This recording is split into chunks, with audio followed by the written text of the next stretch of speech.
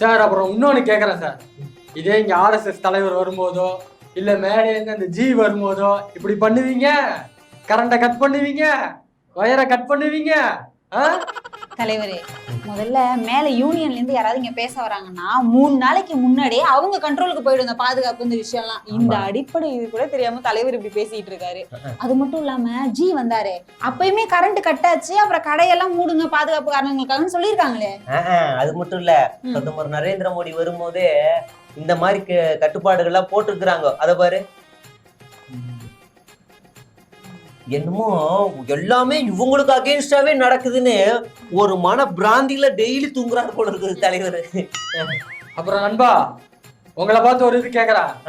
இங்க திருவாரூர்ல ஒரு யூனிவர்சிட்டி இருக்கு. ஆமா, அந்த யூனிவர்சிட்டியில எல்லா டிபார்ட்மெண்ட்டும் இருக்கு. தலைவரே, அது சென்ட்ரல் யூனிவர்சிட்டி. எது ஸ்டேட் கண்ட்ரோல்ல இருக்கு, எது சென்ட்ரல் கண்ட்ரோல்ல இருக்குது, நீ எங்க யார் கண்ட்ரோல்ல இருக்கிறீங்கன்னே தெரியல தலைவரே.